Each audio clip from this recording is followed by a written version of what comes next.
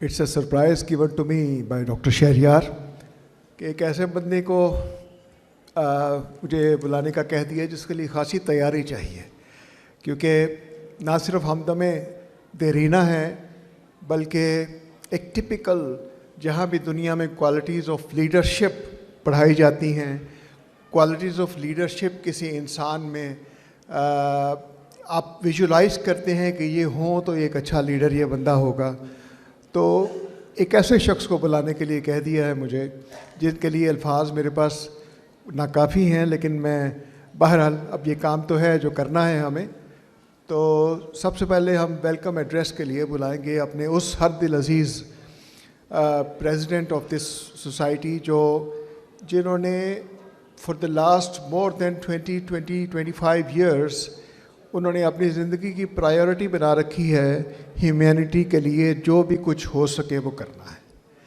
اب اس ہیومینٹی میں سب سے پہلے تو یہ کمیونٹی آف ڈاکٹرز آتی ہے، community of family medicine, community of family physicians آتی ہے کہ ان سب کو زیادہ سے زیادہ بہتری کی طرف کیسے لے جایا جائے۔ یہ ہمیں اپنے ساتھیوں کو موٹیویٹ کرتے ہیں کہ ہم نے یہ اب راستہ اختیار کرنا ہے تو اس سے بہتری کے یہ چانسز ہیں۔ یہ ہر وقت ایک نئے آئیڈیا کے ساتھ ہمارے ساتھ بیٹھتے ہیں اور ہمیں بہت زیادہ زندگی میں انہوں نے رستے روشن کر کے دیے، جس پہ ہم چلتے چلتے آج اس سٹیج پہ ہیں کہ الحمدللہ ہم آپ لوگوں کے ساتھ بیٹھ کے کوئی اچھی باتیں کر سکیں اور آپ کو کچھ امپارٹ کر سکیں۔ تو میں دعوت دوں گا ہر دل عزیز پرسنالٹی جناب doctor Aftab Iqbal Sheikh, who is President of Pakistan Academy of Family Physicians۔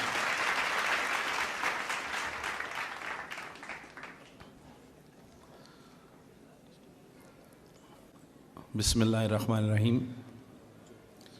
میں پچھلے کم از کم 5-7 سال سے 8 سال سے میں نے اپنی لینگویج چینج کر لی، میں پیورلی اردو میں بات کرتا ہوں۔ مجھے ایک واقعہ نے بڑا امپریس کیا تھا، چون لائی کا، میں پہلے بھی سناتا رہا ہوں۔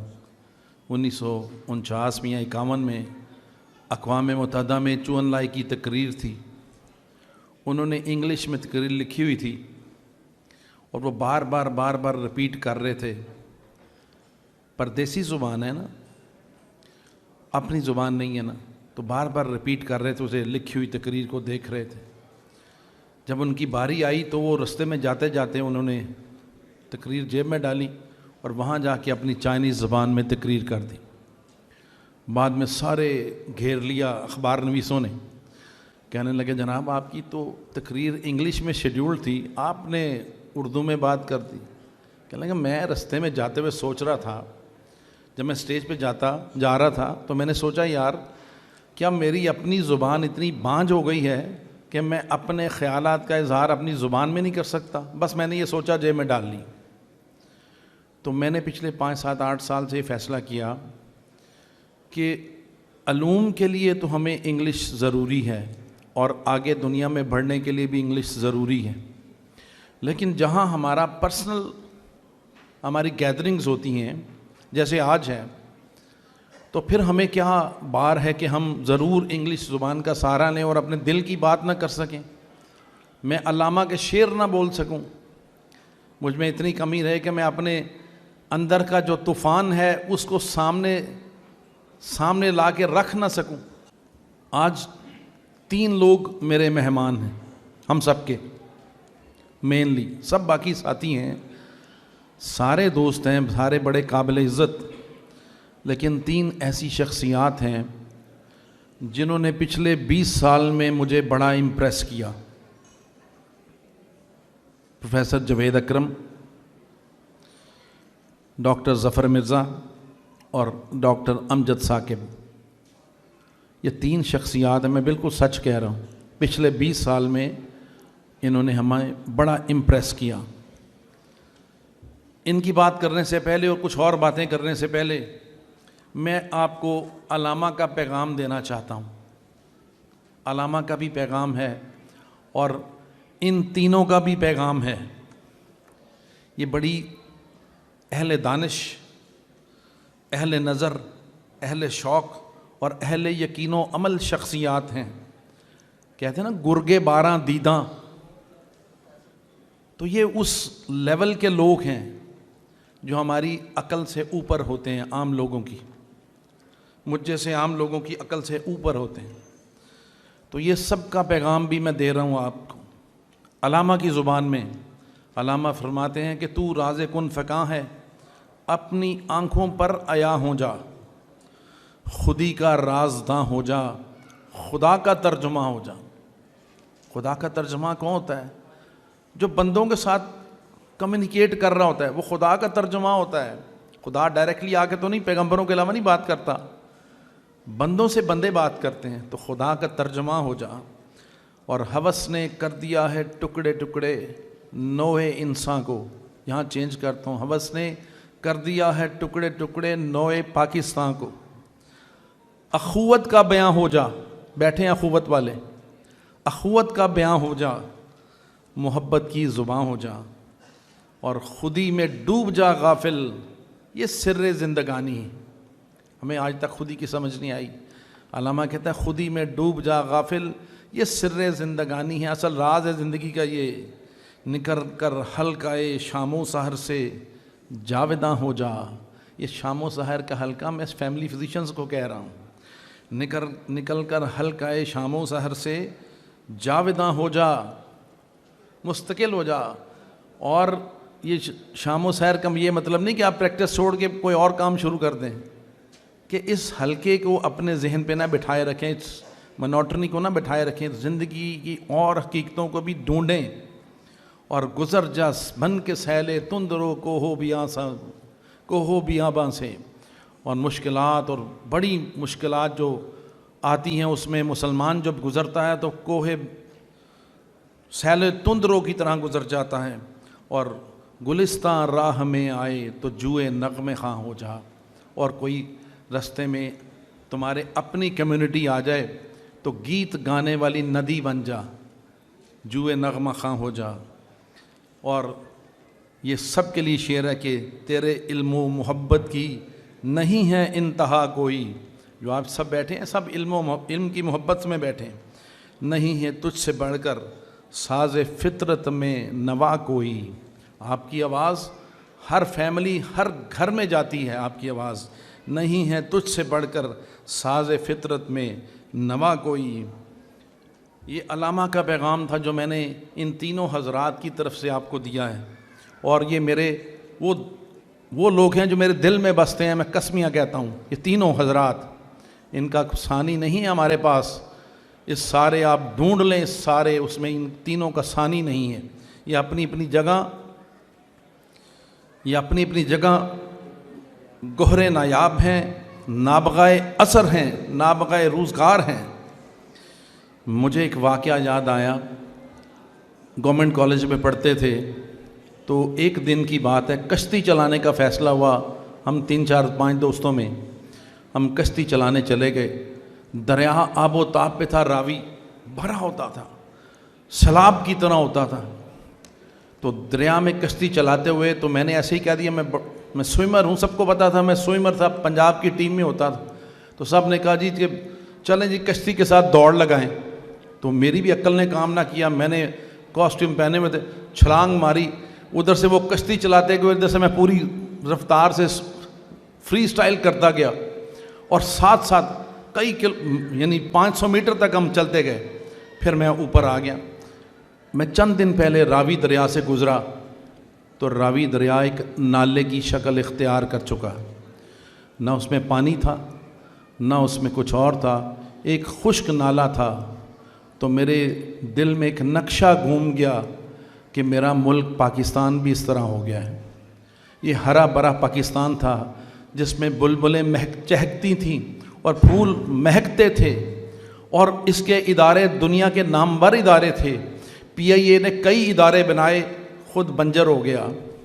سٹیل مل ٹاپ کے اداروں میں آتی تھی دنیا کے، جدے میں اور دوسری جگہ سٹیل ملیں لگ گئیں اور کام کر رہی ہیں. پاکستان سٹیل مل کرپٹ ہے، ختم ہو گئی.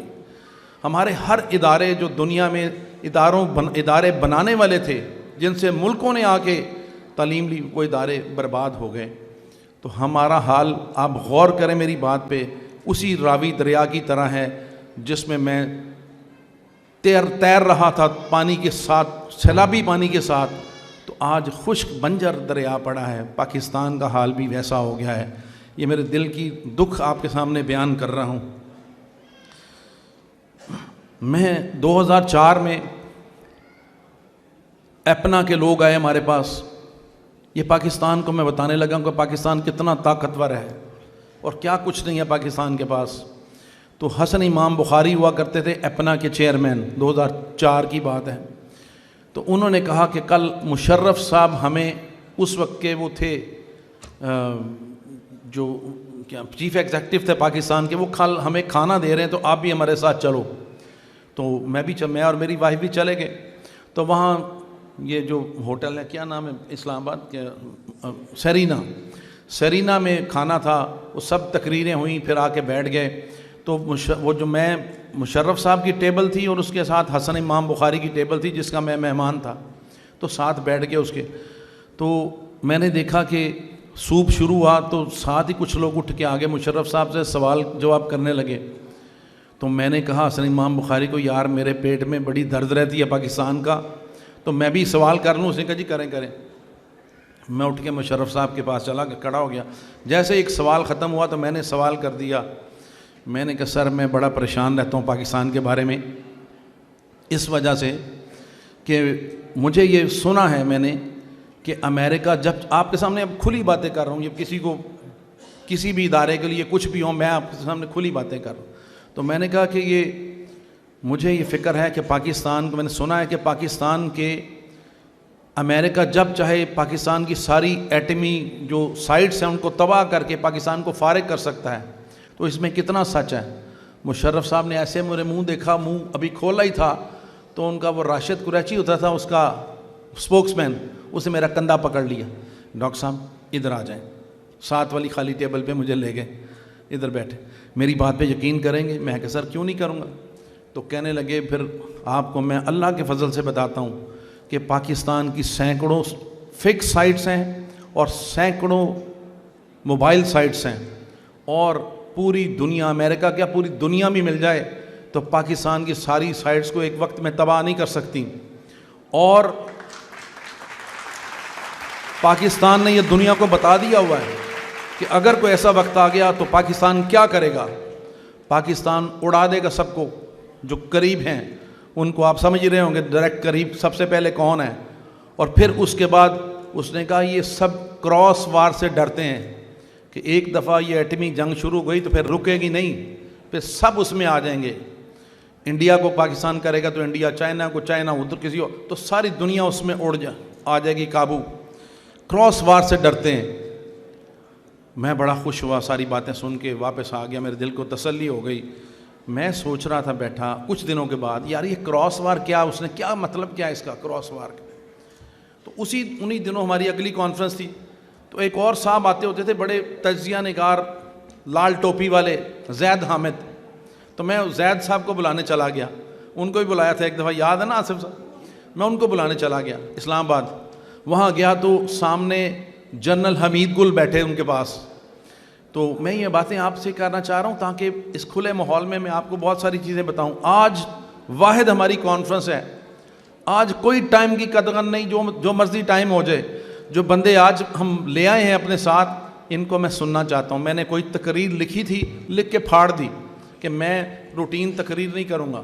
تو میں نے حمید گل صاحب کو دیکھا تو میں نے کہا زید صاحب میں نے ان سے کچھ سوال کرنے ہیں۔ تو میں نے فوراً سب سے پہلے وہی سوال کیا، زید صاحب، جنرل صاحب یہ بتائیں یہ کیا ہے، یہ جو کراس وار ہے کس کو، اسی طرح یہ سارا سوال میں نے پوچھا تھا، یہ جواب دیا، تو کراس وار کیا ہے؟ تو جنرل حمید گل، اللہ اس کو بخشے، وہ بڑا مضبوط آدمی تھا، اس نے ایسے، ڈاکٹر صاحب خدا کی قسم ان میں سے کوئی پاکستان کو میلی آنکھ سے بھی نہیں دیکھ سکتا، میلی آنکھ سے بھی کوئی نہیں دیکھ سکتا، ان سب کی جانیں نکلی ہوئی ہیں۔ آپ کو تو اس نے بتایا نہیں، اس نے راشد قریشی نے، کہ پاکستان کے پاس ایک کرو ٹیکنالوجی ہے۔ مجھے کیا پتہ ان باتوں کا، یہ مجھے حمید گل نے بتائیں۔ پاکستان کے پاس ایک کرو ٹیکنالوجی ہے جس سے پاکستان کا بم اسرائیل کو ہٹ کرتا ہے۔ تو ان سب کی جانیں نکلی ہوئی ہیں۔ پاکستان کو چاہیے ان کو کہہ دو جاؤ، کوئی قرضہ نہیں ہمارے پاس، بھاگ جاؤ، کچھ نہیں دینا ہم نے۔ یہ حمید گل کی باتیں بتا رہا ہوں۔ میں سنی سنائی باتیں نہیں بتا رہا ہوں، وہ باتیں بتا رہا ہوں جو میرے کانوں نے سنی، مجھے تو نہیں پتہ ان باتوں کا۔ تو اس نے کہا پاکستان کی کسی کی جرت نہیں ہے کہ پاکستان کی طرف دیکھ سکے۔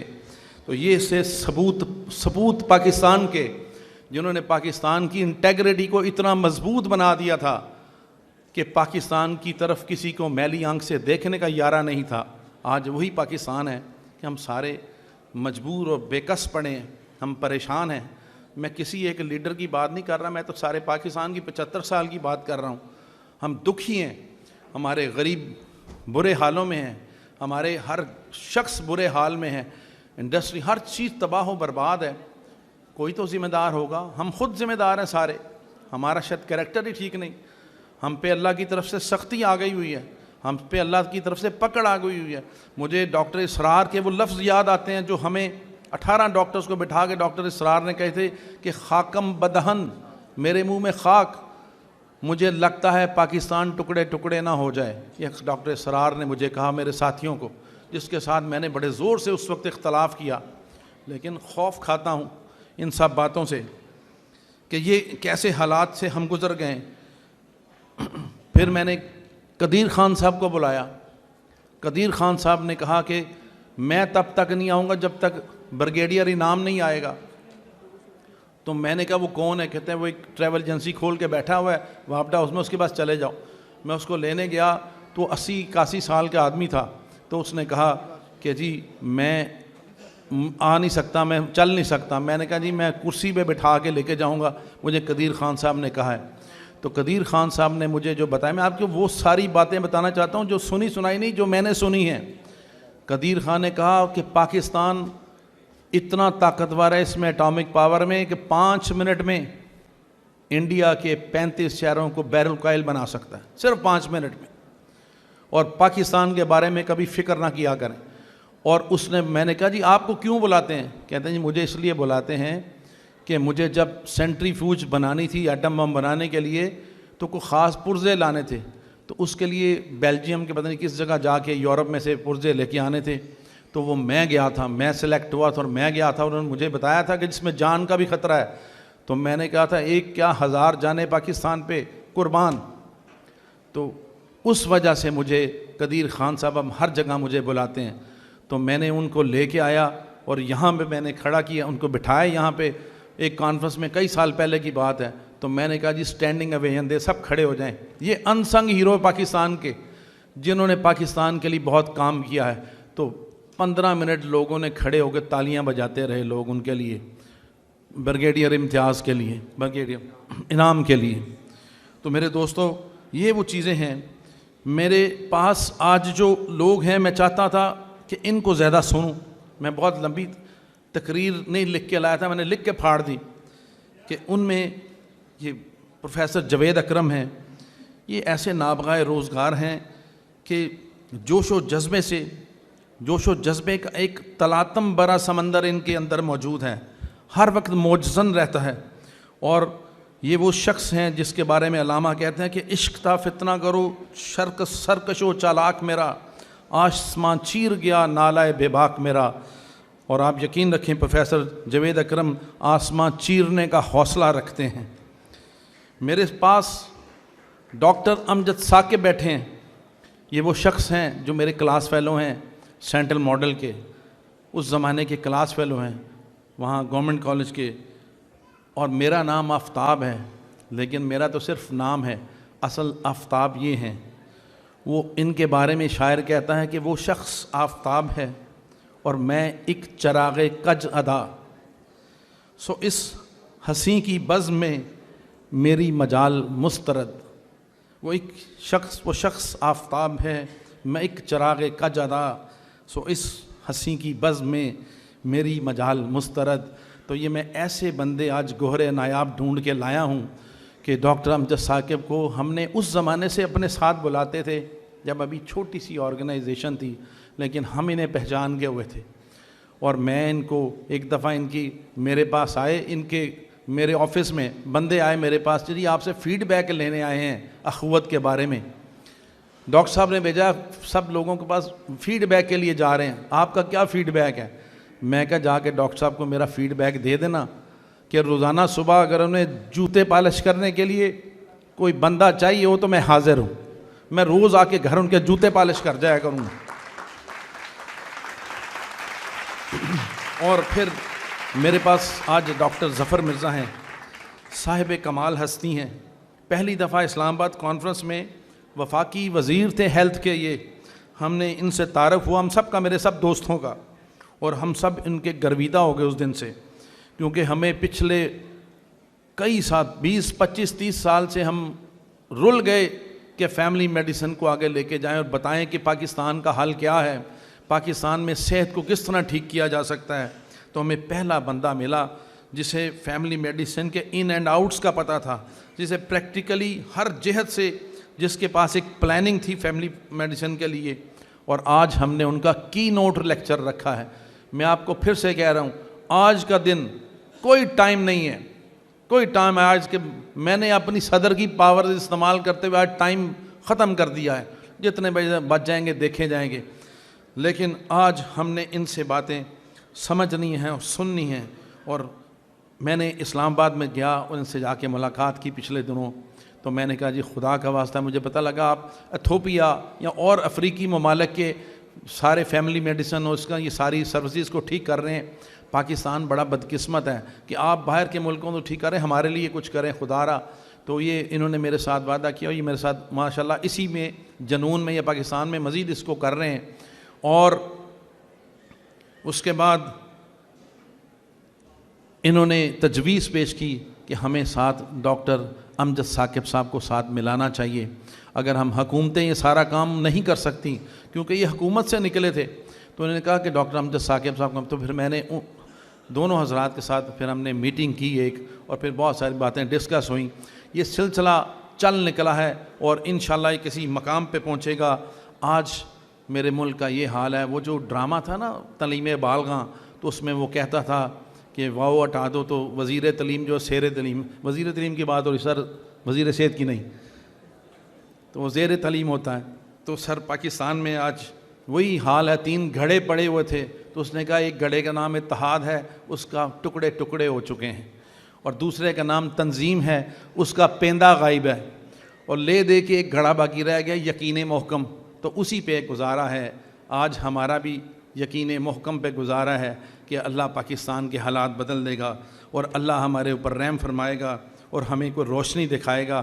جب تک میرا یقین ہے کہ جب تک ایسے بندے موجود ہیں جن کے اندر فاتح عالم کی محبت ہے، تو انشاءاللہ ہمیں اللہ پاک ضرور رستے دکھائے گا۔ اور علامہ کے شعر کے ساتھ ہی ختم کرتا ہوں کہ یقین محکم عمل پہ ہم، محبت فاتح عالم، جہاد زندگانی میں ہیں یہ مردوں کی شمشیریں۔ شکریہ۔ بہت شکریہ ڈاکٹر آفتاب اقبال شیخ۔ ڈاکٹر آفتاب اقبال شیخ جیسے لوگ